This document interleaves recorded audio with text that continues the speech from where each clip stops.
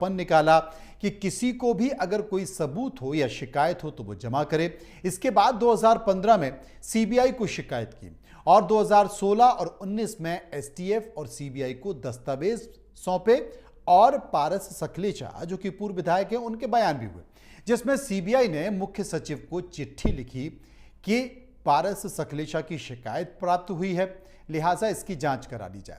लेकिन मध्य प्रदेश की सरकार ने कोई कार्रवाई उस वक्त नहीं की। इस बीच सरकार को 100 आवेदन भी दिए लेकिन कोई कार्रवाई नहीं हुई। हाईकोर्ट ने याचिका ये कहकर खारिज कर दी कि पारस सखलेचा का कोई भी लोकल स्टैंडाई नहीं बनता है, लिहाजा हाईकोर्ट में कोई याचिका दायर नहीं की गई। जिसमें उसके बाद क्या किया जाए, अब पारस सखलेचा करते तो क्या करते, वो सुप्रीम कोर्ट गए। सुप्रीम कोर्ट में उन्होंने पिटीशन लगाई और सुप्रीम कोर्ट में पिटीशन जब लगाई तो अब सुप्रीम कोर्ट ने मध्य प्रदेश की सरकार और सीबीआई को नोटिस जारी किया है। आज इसी मुद्दे पर हम विस्तार से चर्चा करेंगे, बात करेंगे। चर्चा के लिए मेरे साथ खुद पूर्व विधायक पारस सखलेचा जुड़ गए हैं, उनसे हम बात करेंगे, समझने की कोशिश करेंगे कि आखिर पूरा मामला है क्या। पारस जी नमस्कार, इंडिया न्यूज में आपका स्वागत है। मुद्दे की बात में आपका स्वागत है। व्यापम घोटाले की लड़ाई मुझे लगता है कि करीब करीब 1 दशक हो गया आपको लड़ते हुए, लेकिन अब तक नतीजे पर नहीं आई है। हाँ, व्यापम घोटाले की जांच सीबीआई ने करी, कोर्ट ने भी बहुत सारी बात की है और यह कहा जाता है सीबीआई की ओर से और सरकार की ओर से कि भाई जितनी इसमें कार्रवाई होनी थी वो हो चुकी है, जितने भी जिम्मेदार लोग थे उन्हें सजा मिल चुकी है, बहुत सारे लोग जेल में भी हैं, कई ऐसे मुन्ना भाई हैं उनके खिलाफ भी कार्रवाई हो रही है। लेकिन इसको अगर सही तरीके से किसी ने उठाया है तो वो आपने उठाया है। अब आप सुप्रीम कोर्ट चले गए हैं। सबसे पहले मैं आपसे ये जानना चाहता हूं कि आप सुप्रीम कोर्ट गए तो क्यों गए, आपने क्या बातें कही जिसके बाद सुप्रीम कोर्ट ने सरकार, मध्य प्रदेश की सरकार और सीबीआई को नोटिस जारी किया है? मनोज जी, व्यापक घोटाले में सरकार जिसे मुन्ना भाइयों की बात करती है और साल्वर, रैकेटियर, स्कोरर, इंपर्सोनेटर, स्टूडेंट और अभिभावक, इन सबकी गिरफ्तारी की बात करती है और 3786 लोगों को उन्होंने गिरफ्तार किया, इन्हीं लोगों को जो मैंने नाम लिया है। मतलब तो आपने जो अपनी शिकायत दी है, आपने जो अपनी शिकायत दी है उस शिकायत में आपने अभी तक 7086 लोगों को गिरफ्तार किया गया, उनके ऊपर कार्रवाई की है। लेकिन जब मैं पढ़ रहा था, जो मुझे जानकारियां प्राप्त हुई हैं, उस जानकारी में मुझे जो प्राप्त हुआ है वो ये प्राप्त हुआ है कि करीब अब तक इस मामले को लेकर, व्यापम के मामले को लेकर 100 तो आवेदन आप दे चुके हैं और 100 आवेदन के साथ साथ आपने जो शिकायत और तथ्य, पेपर, सबूत जो इकट्ठे किए हैं वो करीब करीब 400 साढ़े 400 के आसपास पेश हो चुके होंगे। लेकिन आप जिस बात का जिक्र कर रहे थे एक बार उसे पूरी कर लेते हैं कि सीबीआई के पास, सुप्रीम कोर्ट के पास अगर आप पहुंचे तो किस लिए पहुंचे, कारण क्या रहा? तो मेरा सुप्रीम कोर्ट में जो कहना था कि जो मैंने आवेदन एसटीएफ को दिया, जिसका आपने जिक्र किया कि 27 नवंबर 2014 को ज्ञापन निकाला, तो मैंने 71 पेज का आवेदन उसी दिन 11 दिसंबर को दिया जी, और उसके साथ में 277 पेज के दस्तावेज लगाए। फिर एसटीएफ ने मेरा 2016 आप ईयर का भी जिक्र करते रहिए पारस जी, आप साल का भी जिक्र करते रहिए, जिससे कम से कम दर्शकों को ये समझ में आए कि मामला किस सन में हुआ, किस साल में क्या हुआ, ये भी बताते जाइएगा जी। 11 दिसंबर 2014 को मैंने आवेदन दिया जी। फिर उसके बाद 18 फरवरी 2016 को एसटीएफ ने मेरे बयान लिया, तो उस दिन मैंने बयान में मौखिक साक्ष्य देने के साथ साथ 71 पेज का लिखित आवेदन और 240 पेज के दस्तावेज फिर दिए मैंने। तो ऐसे मिला के सारे दस्तावेज के लगभग 525 पेज के हो गए। उसके बाद में 2019 में 11 सितंबर से लेकर 13 सितंबर तक 3 दिन तक मेरे फिर एसटीएफ ने बयान लिए, फिर बुलाया मुझे, मैं फिर गया और उन्होंने मेरे बयान लिए और 13 घंटे तक मेरे बयान चले और सारे दस्तावेज उनको मैंने फिर से एक बार दिए और करीब लगभग 80 पेज का मेरा बयान बना। अब जब इतनी हमने कार्रवाई कर ली, आपने इतने बयान लिए और उसके बाद जब हम बराबर आपसे पूछते हैं 2023 में, 2024 में कि हमारी शिकायत पर क्या कार्रवाई हुई, तो हमें कहते हैं कि अभी विवेचना चल रही है। तो ये कौन सी चाल हुई? आप विवेचना इसलिए कर रहे हैं, हमारी शिकायत का मुख्य बिंदु यह था कि आपने छोटे छोटे लोगों को पार्टी बनाया जिन स्टूडेंट को पार्टी नहीं बना सकते थे। अकॉर्डिंग टू लॉ कि कोई ब्राइब देने वाला अगर बयान देने की स्थिति में है ब्राइब लेने वाले खिलाफ, तो हमारी जो धारा है 24 के तहत उसको पार्टी नहीं बनाना चाहिए और उसको गवाह बनाना चाहिए।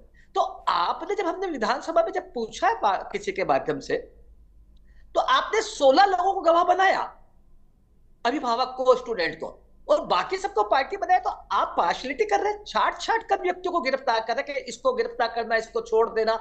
एक ही धारा में एक ही जैसी बात में एक ही जैसे आरोप पर एक को गिरफ्तार करते एक को छोड़ देते हैं। तो हमने ये आवेदन दिया कि भाई आप जरा उन बड़े लोगों से तो पूछो जिनके संरक्षण के बिना ये संभव है क्या।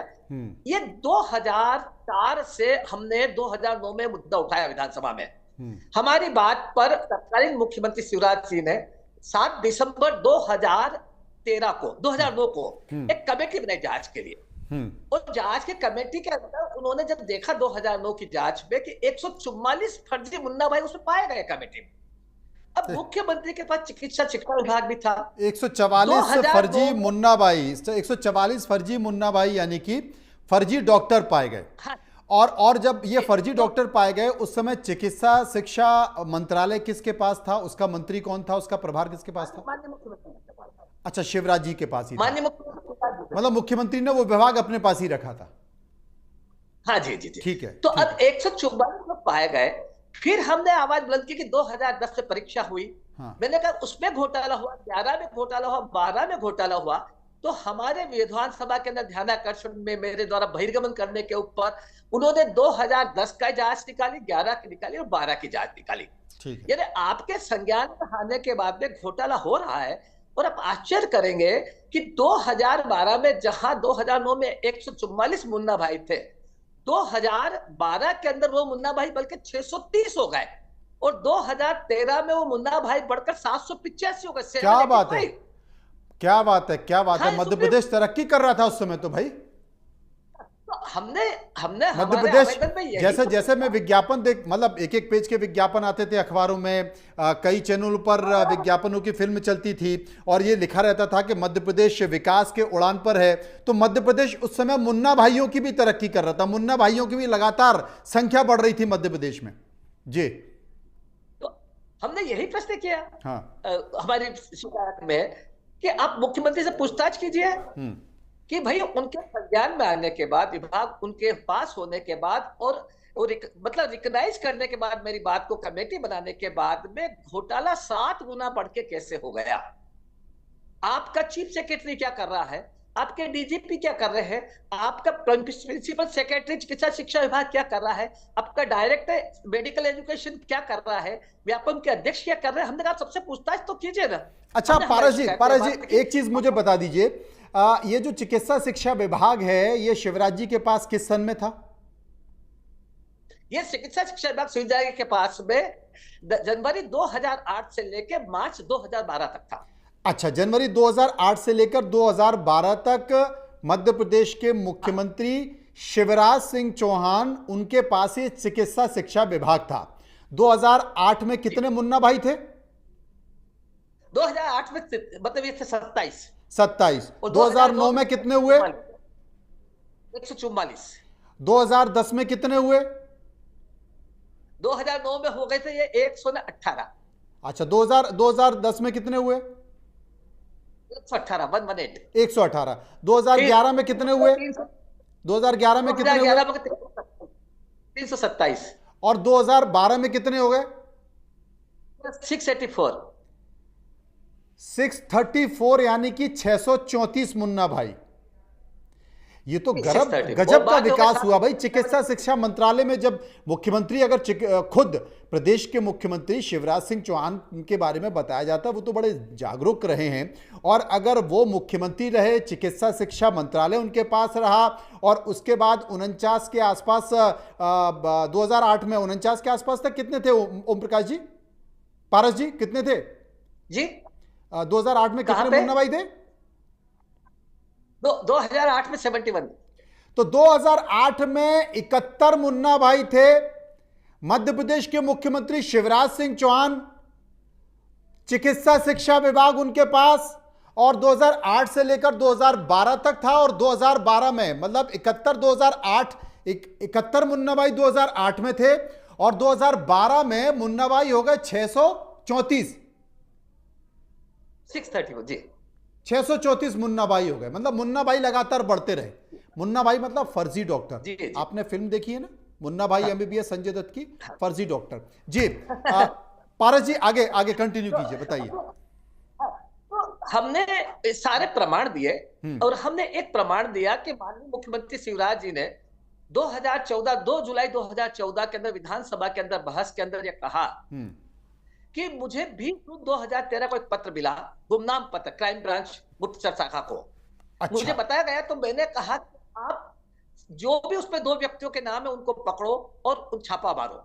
बराबर, ठीक बात। अब आश्चर्य ये है मनोज भैया कि जब बाला बच्चन जी विधायक साहब हाँ। प्रश्न लगाते 2015 में, मार्च 2015 में, 13 हाँ। मार्च 2015 को, तो वे पूछते हैं तो बाबूलाल जी गौर गृह मंत्री तात्कालीन जवाब देते हैं कि इस तरह का कोई पत्र नहीं पाया गया। मतलब शिवराज जी, मैंने वो बयान सुना है, मैंने उनका वो बयान सुना, वो अखबार में भी था, वो टीवी में भी था कि व्यापम घोटाले का सबसे बड़ा विसल ब्लोअर अगर कोई है तो मैं खुद शिवराज सिंह चौहान हूं और मैंने इसकी जांच के लिए पत्र लिखा, मैंने खुद इसकी जांच के लिए पत्र लिखा। अब आपका ये कहना है कि बाला बच्चन विधायक थे, बाला बच्चन ने विधानसभा में ये पूछा, गृह मंत्री उस समय के तत्कालीन गृह मंत्री बाबूलाल गौर थे, बाबूलाल गौर ने कह दिया कि हमें ऐसा कोई पत्र ही नहीं मिला है। यही बात है ना? एक पत्र, ठीक है। तो आगे हमने ऐसे 10 पॉइंट दिए मुख्यमंत्री जी के खिलाफ कि भाई आप ये उसके अंदर शामिल है या नहीं है। हाँ। ये तो मुद्दा आप तय करेंगे, कानून तय करेगा, लेकिन आप उनसे पूछताछ तो करें कि आखिर वो पत्र कहाँ गया। सही बात। क्या आपने झूठ बोला, या अगर आपने सच बोला तो बाद में उस पत्र को दस्तावेज से क्यों हटाया गया। फिर हमने कहा कि जब आपने 2002 में कमेटी बना दी तो उस कमेटी के बाद में कमेटी ने जांच, जो कमेटी को जांच 1 महीने में कर दी थी, वो कमेटी ने जांच 19 महीने में की। तो आपने उस कमेटी पे क्या एक्शन लिया? कमेटी आपके अंडर में थी, आपने उस जांच को तीव्र गति से हो उसके लिए आपने क्या प्रयास किया? तीसरा हमने पूछा कि जब आपके संज्ञान में सारा प्रश्न आ गया, वो चीफ सेक्रेटरी मध्य प्रदेश और डीजीपी के संज्ञान में सारा प्रश्न आ गया, सारे कॉलेज के अंदर आपने अलर्ट कर दिया कि मुन्ना भाई नहीं हो, उसके बाद में मुन्ना भाई की संख्या कैसे बढ़ती गई और ये सारा बिजनेस एक मतलब ऑर्गेनाइज बिजनेस के रूप में कैसे कन्वर्ट हो गया। एजेंट हो गए, दलाल हो गए, अखबारों में विज्ञापन निकालने के आपको मेडिकल कॉलेज में एडमिशन चाहिए तो हमारे पास आइए, एसएमएस कर रहे हैं, फोन लगा रहे हैं और दलाल घर घर जाके संपर्क कर रहे हैं खुलेआम, जैसे बिजनेस हो। नहीं, ये तो संगठित अपराध था, इसमें कोई शक नहीं है, ये संगठित अपराध था। इसमें मेडिकल एजुकेशन के माफिया, इसमें अधिकारी और इसमें सत्ता में बैठे लोग सभी शामिल थे, इसमें कोई शक नहीं है। आगे पारस जी। तो हमने इस बात को लेके फिर हमने लिखा कि आप चीफ सेक्रेटरी से पूछताछ कीजिए। चीफ सेक्रेटरी ने इस फर्जीवाड़े के लिए 7 मीटिंग की। अच्छा। हमारे शिकायत के बाद मुख्य सचिव कौन थे उस समय? जी मुख्य सचिव उस टाइम प्रमुख सचिव तो तिर्की थे, प्रमुख सचिव तिर्की थे, अजय तिर्की, और चीफ सचिव का नाम पता नहीं मुझे, अभी भूल गया मैं जी। तो उसके बाद डीजीपी को भी डीजीपी चिट्ठियां लिखी, चीफ सेक्रेटरी ने डीजीपी को चिट्ठी लिखी, डीजी ने थानों को चिट्ठी लिखी। बस एक कागज दौड़ते रहे और ऐसी तेजी से कागज दौड़ते रहे कि अगर उन कागजों का आप लिस्ट लगाए तो मेरे पास में से 10,000 कागज है।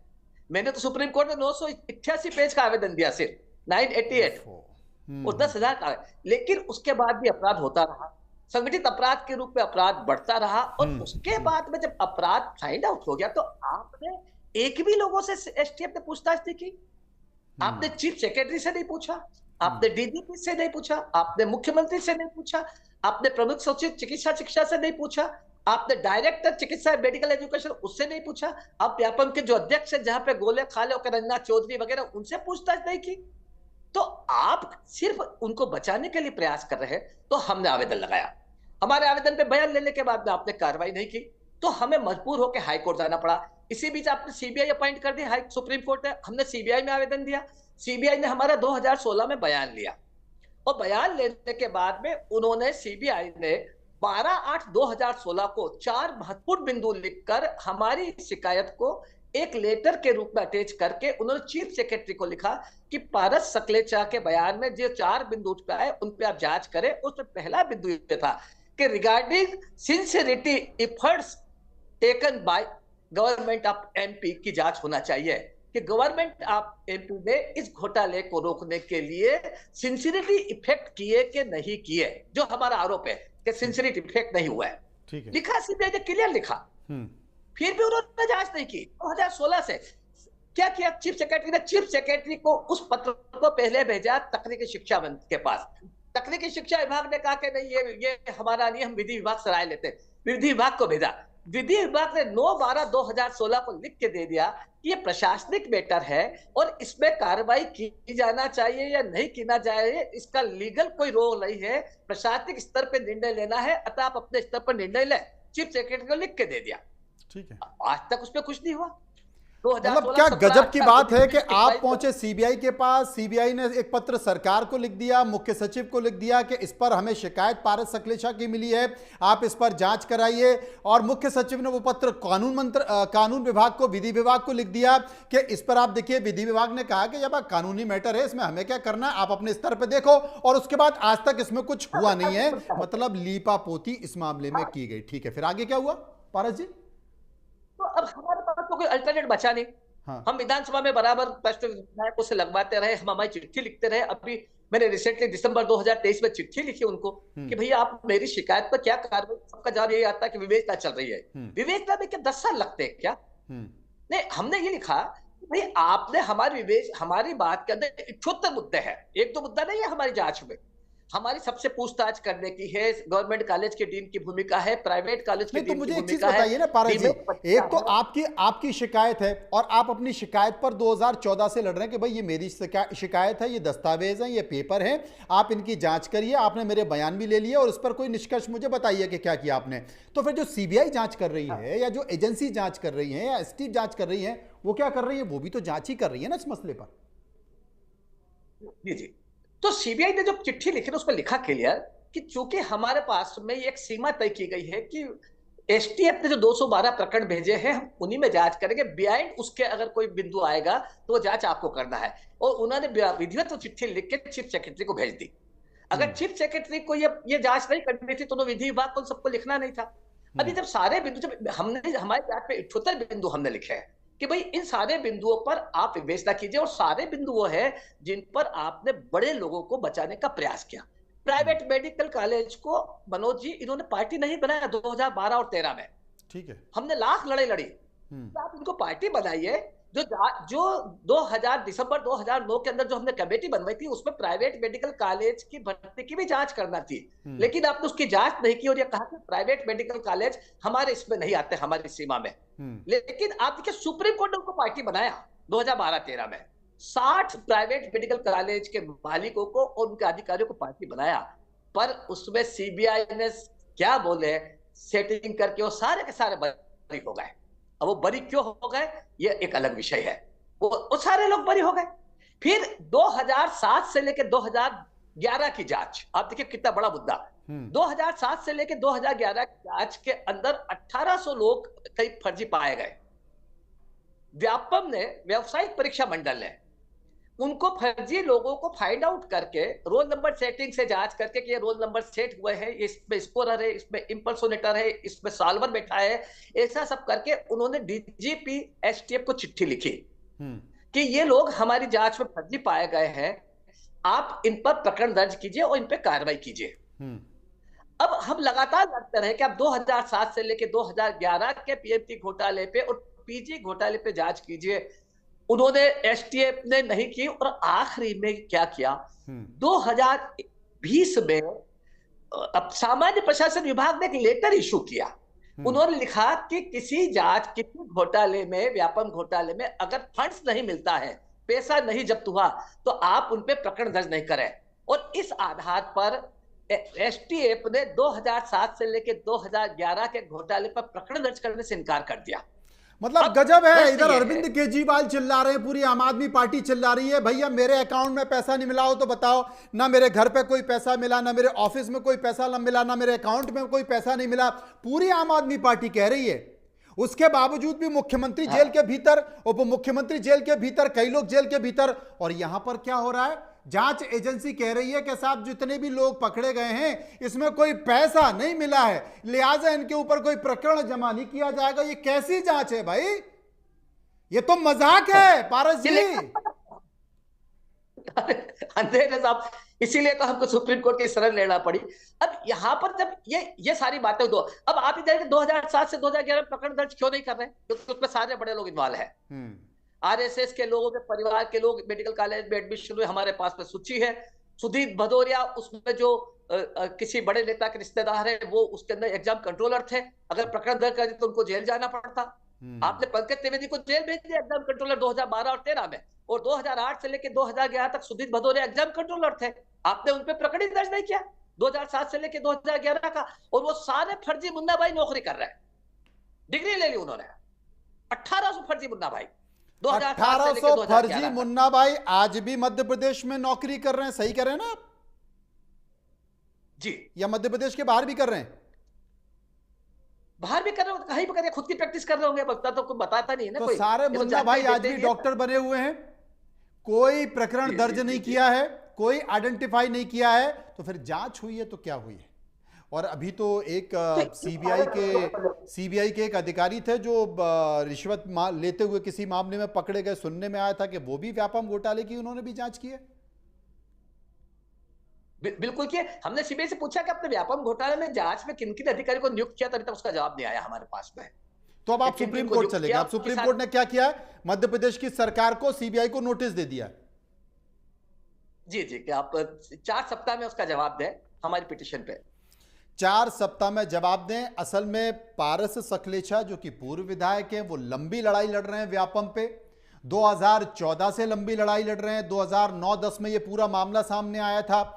चूंकि जब आप सत्ता में ऊपर बैठे होते हो और कहीं ना कहीं आपके ऊपर थोड़ा सा इशारा होता है, तो चूंकि पूरी सत्ता ही आपकी है, तो फिर उंगली उठाएगा कौन, और उठा भी देगा तो चिन्हित करेगा कौन? अब ये जो बातें पारस सकलेचा उठा रहे हैं, ये इसलिए मैं विस्तार से पूछ रहा था उनसे कि आपकी समझ में आ जाए। इनके पास दस्तावेज हैं, इनके पास सबूत हैं, इनके पास नाम भी है, बहुत सारी चीजें आरटीआई से निकलवा के रखी हैं, लेकिन एसटीएफ ने वो जांच नहीं की, सुप्रीम कोर्ट ने वो जांच नहीं की। आपके मुख्य सचिव ने पत्र अगर लिखा लॉ विभाग को, तो लॉ विभाग ने क्या कहा वो आपने पारस जी के मुंह से सुना। इसके साथ साथ जो 1100, 1200, 1500 लोग हैं, 1600 लोग हैं, उनकी जांच क्यों नहीं हुई? केवल पैसा नहीं मिला। अरे तो पैसा तो अरविंद केजरीवाल पर भी नहीं मिला, मनीष सिसोदिया पर भी नहीं लिया, आम आदमी पार्टी के लोगों पर भी नहीं लिया, फिर काहे को आपने उनको अंदर कर दिया? क्यों आपने जेल भेज दिया? इतने बड़े लोग सफेद पोश, इतने राजनेताओं के नाम आ गए, लेकिन व्यापम घोटाले में एक बड़ा नेता जेल नहीं गया। लक्ष्मीकांत शर्मा के अलावा, लक्ष्मीकांत शर्मा उच्च शिक्षा मंत्री थे, लेकिन और भी तो कई सफेद पोश बड़े लोग हैं, उनके पास भी तो चिकित्सा शिक्षा विभाग और महत्वपूर्ण विभाग थे। उसकी जांच क्यों नहीं हुई? पारस जी, उसकी जांच होनी चाहिए क्या? क्या उसकी गंभीरता से जांच होनी चाहिए? बहुत बड़ा गंभीर मुद्दा और बता रहा हूं मैं जी, कि 2004 से यह घोटाला मेडिकल कॉलेज के अंदर इंडिविजुअल लेवल पे चल रहा था, पीएमटी की भर्ती के अंदर और पीजी की भर्ती के अंदर। 2009 में यह घोटाला एक संगठित बिजनेस के रूप में कन्वर्ट हुआ, और 2010 से यह घोटाला भर्ती परीक्षाओं में कन्वर्ट हो गया। मैंने उस जमाने में 12 भर्ती परीक्षाओं के अंदर घोटाला पाया गया, जिसमें अभी ये ट्रांसपोर्ट वाले का भी रिजेक्शन रद्द किया है थोड़ा सा, वो भी नाम मात्र का, 45 लोगों का रद्द किया, वो भी गलत तरीके से। तो ये जो भर्ती परीक्षा में चला गया, उस जमाने में 2010 से लेकर 2013 के बीच में 37 भर्ती परीक्षा हुई, और 37 भर्ती परीक्षाओं के अंदर लगभग 12 लाख लोग बैठे परीक्षा में। हमने कहा कि भाई जब आपकी 12 परीक्षा के अंदर घोटाला पाया गया है और आपने खुद ने लोगों को बर्खास्त किया है, उनको नोटिस दिया है, उन्हें प्रकरण दर्ज किए हैं, तो आप उन 12 परीक्षा के घोटाले के आधार पर शेष परीक्षा की भी तो जांच कीजिए ना। 25 परीक्षा है कि उनमें घोटाला हुआ कि नहीं हुआ। हमारी मांग को खारिज कर दिया गया। और जो सीडी नितिन महेंद्रा की पकड़ाई थी, उस सीडी में जिन लोगों के नाम थे, आपने उनको बयान लेने के बाद उनको बरी कर दिया। बस ये कि पैसा नहीं मिला, कोई सबूत नहीं मिला। अरे पर जब आदमी कह रहा है, आपने रंजना चौधरी व्यापम के अध्यक्ष थे, उसको बुलाया, उसका बयान लिया, और जब नितिन महेंद्रा और पंकज त्रिवेदी ने कहा कि भाई हमने यहाँ पे ये सब काम किया है और इनमें उनकी भागीदारी है, तो रंजना चौधरी कहती कि मैं पैसे के लिए ऐसा क्यों करूंगी? अब ये प्रश्न होता क्या? अभी एक आदमी 500 रुपए की भी रिश्वत लेके गिरफ्तार हो जाता कि नहीं हो जाता? आप पैसे को ही आधार बना रहे हैं और आप पैसे को लेके सारी पैसे बात को कर अगर रहे हैं, आधार मतलब सब बना बचाने लिए का प्रयास। आपने और पैसा अगर नहीं है तो जनाब अरविंद केजरीवाल को छोड़ दीजिए। ईडी सीबीआई सब तो कार्रवाई कर रही है और वो चीख चीख के मर गया कि साहब पैसा नहीं मिला, आप क्यों हमें जेल में डाल रहे हो, क्यों हमें जेल में ठूंस रहे हो। लेकिन पैसा नहीं मिला तो क्या अपराध नहीं हुआ? बहुत सारी चीजें हैं, लेकिन गंभीर सवाल हैं। गंभीर सवालों के साथ साथ एक सवाल और है जो उठा रहे थे पारस सकलेचा साहब कि भाई चिकित्सा शिक्षा मंत्रालय अगर मुख्यमंत्री तत्कालीन मुख्यमंत्री शिवराज जी के पास था तो उस समय की जांच क्यों नहीं हुई? उस समय मुन्ना भाई कैसे बढ़ते चले गए? 2008 के बाद 9 में बढ़े, 10 में बढ़े, 11 में बढ़े, 12 में बढ़े, उसकी जांच क्यों नहीं हुई? इसके साथ साथ व्यापम ने इतनी सारी परीक्षाएं कराई, 12 लाख लोग परीक्षा में बैठे, उस पर भी गंभीरता से जांच होनी चाहिए। लेकिन चूंकि अब व्यापम का जिन्न एक बार फिर से बाहर इसलिए आ गया है क्योंकि सुप्रीम कोर्ट ने तमाम तथ्यों के साथ अब इसमें सुप्रीम कोर्ट ने संज्ञान लिया है। सीबीआई और मध्य प्रदेश की सरकार को नोटिस इश्यू किया है। निश्चित तौर पर इसमें एक बड़ा संकेत निकल कर आएगा और आने वाले समय में एक बड़ा खुलासा आपके सामने नजर होगा।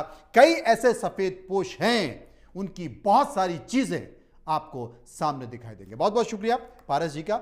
और पारस जी, उम्मीद करता हूं कि जिन लोगों को न्याय नहीं मिला हो उनको न्याय जरूर मिलेगा। फिलहाल इतना ही, नमस्कार। मुद्दे की बात में इतना ही। बाकी खबरों के लिए आप चलते रहिए इंडिया न्यूज के साथ। मुझे दीजिए इजाजत।